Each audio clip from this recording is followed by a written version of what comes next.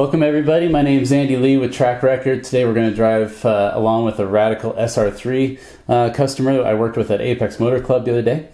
We're going to let a lap play here and then we're going to bring it back and break it down corner by corner, touch on some things that he's doing really well with and some things that he can improve upon before his first race event. So we'll let this lap play through and then we'll come back to the first corner here and start our breakdown.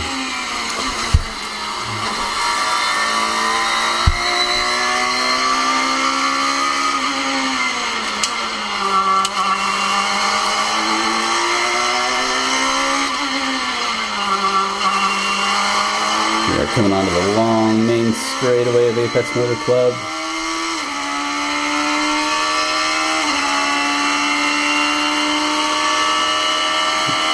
Getting pretty close to 120 here before the bus stop. Quick little chicane. Into the hairpin at the ends here. This is turn number 4.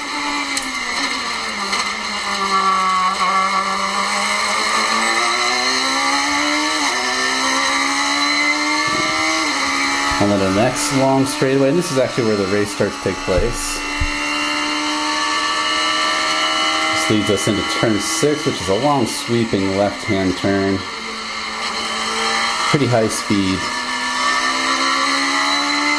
And then probably the most unique turn we have here at Apex Motor Club is turn number 7, which just gets tighter and tighter and tighter and tighter all the way through.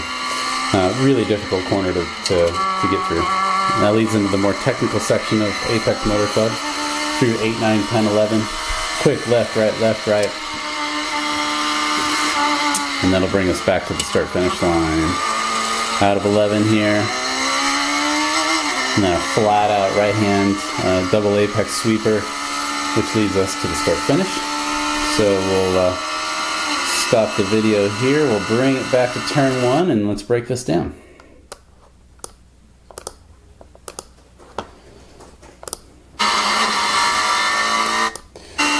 Alright, coming into turn 1, looks like we were on the brakes just a little too aggressively. Turn 1 is blind, and you can see on the exit here, it's difficult to see where you're tracking out to till you get over the hill, and he's being a little conservative with his track out. So you definitely want to trust in this corner, and that may take some trial and error. You might have to burn off some laps to get a feel for it, but if you leave some real estate there on the exit, that means you're holding steering angle longer than you need to, which is going to keep the car more of an unstable position. So a little more track out here is necessary. Get all the way to the curb.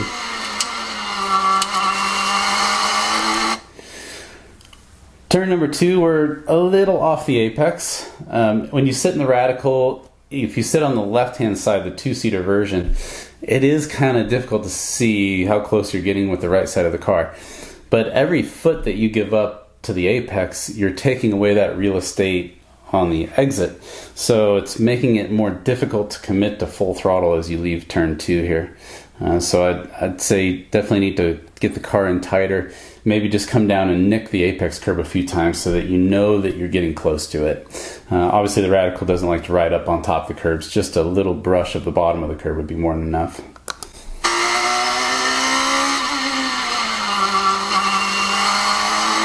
Okay, turn 3 is probably the most important corner on the track. It leads onto the longest straightaway, leads into a really prominent braking zone for passing, and what it looks like to me is our vision is a little lagging here. So you can see you get almost to the point where you're turning the wheel and you haven't turned your helmet at all yet. You haven't looked into the corner yet. So vision is going to be too close to the nose of the car here, which is really causing you to overslow the car. And I think what you're looking at is the edge of the track. I think you're focusing somewhere in here, or maybe even focusing on that turn-in cone a tick too long. And that's delaying your vision getting to the apex and helping you plan your closure rate on the brakes, how much speed to scrub off, how much steering angle you need. And so you're compensating by overslowing the car to give yourself time to think. But we got to get our eyes off of this. I believe it's the turning cones what you're looking at. Get it up on the apex a little sooner. So you see like the steering input and your helmet movement happen at the same time. It should be helmet first, then hands. So you've looked through and you've thought about what inputs you're going to give the car, and then let them act out. Same thing on the exit here. Take it back just a sec. We're leaving real estate on the exit, and again, this is probably because we're not looking for the exit early enough. Maybe you got preoccupied with the apex too long, and then you look up, the exit's right in front of you, but it's too late to use up all that track now. You should be carrying enough speed through this corner that the inertia carries you to that exit cone. Really, you shouldn't have to drive the car over there. Of course, you're only going to have that kind of speed if you've looked through the corner early enough and been able to calculate how much you can use. So this exit cone is another reference that we need to get our vision to much, much sooner. Almost pre-apex, we need to be looking for that exit. And you'll see you leave several feet on the left-hand side of the car as you track out here. So there's a lot of track there that we can use. A lot more speed we can carry. Okay, down the straightaway. See, we have some telemetry on the bottom right-hand corner there. Watch the throttle trace. So about halfway down the straightaway, I think in an effort to give yourself some comfort, you back off to about 80% throttle, and then we stay there for a while, then we come back to about 50% throttle, and then we stay there for a while, and then we come off, and then we brake at the marker that we were talking about. So you've lost so much speed by the time you reach the braking marker. In this case, we were braking at the 2 board. That we're arriving at that 2 board at vastly different speeds now. So now the amount of brake pressure I use compared to what you use is going to be totally different. Really need to be committed to the throttle all the way to that brake marker. That's going to help with consistency too. If you go full throttle all the way to your brake marker, lap after lap after lap, you're going to be able to get more consistent with how much brake pressure you need. The car is going to be more predictable because you're putting the same inputs in every single time. But if you're kind of gauging when to lift to 80%, when to lift to 50%, that may vary lap to lap. You may not be doing that exactly at the same moment every lap. And so now you're going to reach your braking marker at a different speed almost every lap, which is just going to make the car feel unpredictable, which makes it feel not so comfortable. So kind of counterintuitive, but stay committed to the throttle till you reach your brake marker and a quick transition to brake from full throttle. Doing a good job through the bus stop for the most part. Of course, there's some more speed that can be carried through there once you get the braking and the throttle figured out on the straightaway. But your line through the bus stop is pretty solid. You're carrying some maintenance throttle through the last part of this bus stop. You're keeping the back of the car settled and loaded with weight. So for the most part, I don't have a lot to complain about here, other than just adding some aggression as you get more comfortable. Okay, into turn 4.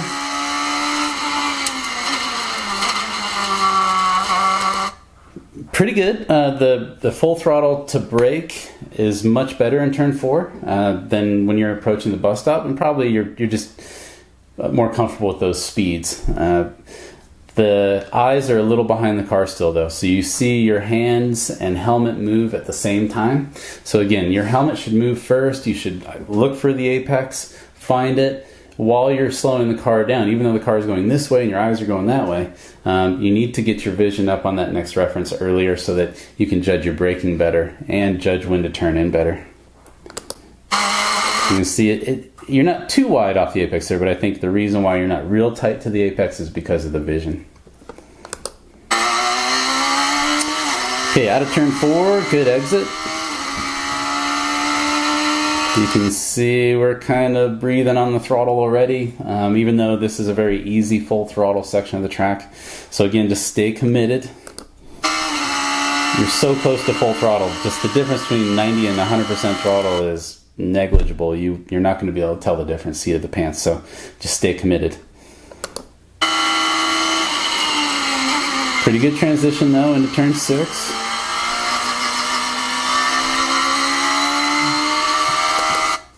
Again, just looking at the exit there, look at all the real estate we leave on the way out. You do a pretty good job getting in. You're pretty good to the apex. but you can see there's probably a full car width of pavement there that we're not using exiting turn 6. That just allows us to get the steering angle out of the car, that levels out the platform, it lets all 4 tires grab a little more of the pavement and gives us a better, more confident run up into turn 7. So we're giving up some full throttle time by taking a tighter line on the exit here.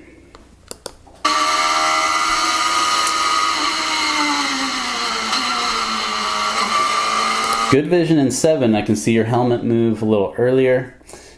You're getting your eyes to the apex sooner.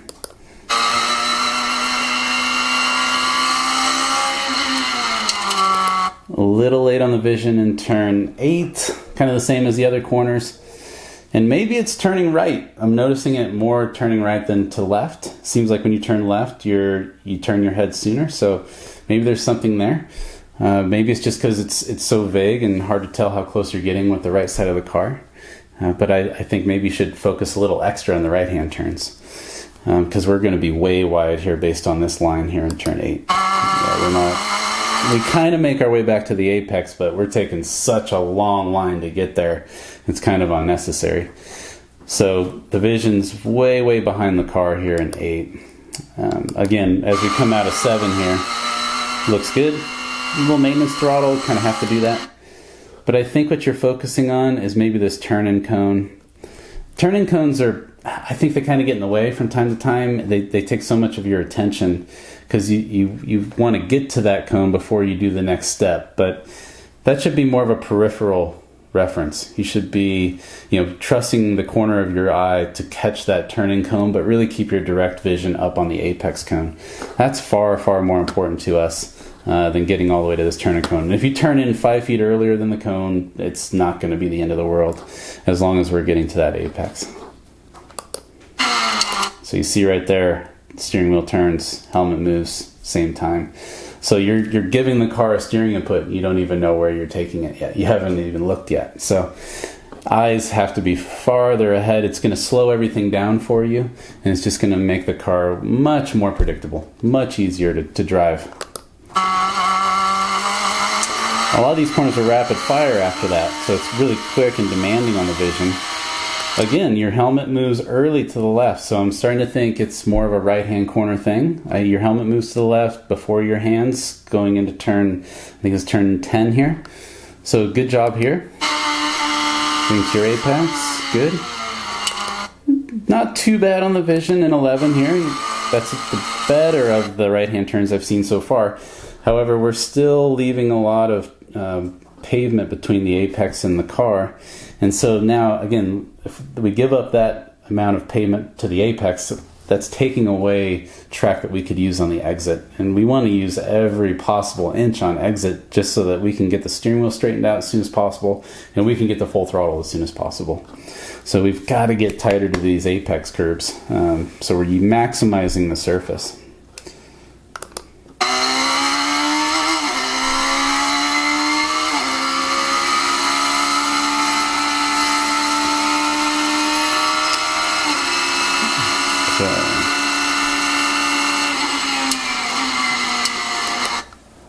So coming back to the start-finish line,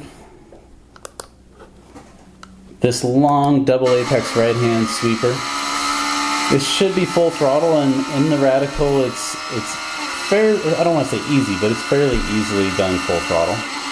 And we're doing most of it, I'd say, around 50 to 60% throttle, which, when you're getting used to this car, you're getting used to this track, that's perfectly okay. But I'd say you'd want to kind of work your way up in increments to try to get to full throttle and be methodical about it. So take a session and really concentrate when you come to turn 12 and making sure you're using 10% more throttle every lap, and even if you have to maybe get to 80 or 90% and do that for 5 or 6 laps in a row first before you really get to 100%, that's fine. But really focus. Just don't get into a routine where you drive this corner the same time every time because it's intimidating and kind of scary. We really have to get all the speed out of this that we can. turn 12 is doubly important because it finishes the lap that you're currently running, but it also has a huge influence on the lap that you're just about to start. So it can mess up 2 lap times in one. So you really want to maximize turn 12 so that the next lap has a shot at being just as good or better. So again, right about here, we're 50-60%. So the next lap, I would just try to go 70-80%, you know, and see if I can hold that. And those little differences between 60 to 70% throttle, it's not going to feel that different. It'll feel almost exactly the same. So it's just a mental thing. It's getting to 100% throttle eventually. Okay. And then the setup for turn 1, the braking is very, very mild. Again, it's blind. Anytime you're dealing with a blind corner like this, it's going to take some time. You're not going to be able to just go out there and nail it the first time through, because you really have to feel out, where is the apex curb on the other side of that guardrail? How much track do I have on the exit? So there's some trial and error there, but I feel like there's more here to push for. As you get used to the turn, less brake pressure, and trusting the car to carry more momentum to the apex. And you don't have to rush back to the throttle. I would just approach turn 1 with, I'm going to focus on reducing my brake pressure every lap, and so that the inertia carries me past the apex and out more towards the exit marker. And once I get used to how much brake pressure I can get away with without sacrificing my apex, then I can think about the second half of the turn. Okay, now I know how fast I can let go of the brake. How fast can I get back to full throttle? So maybe, you know, attack this corner from an entry perspective, and then later on from an exit perspective, and then try to marry those two halves once you really have it nailed down. But that concludes our lap here at Apex Motor Club. Hope you enjoyed the ride, and look more for some of these videos in the future. Thanks, guys.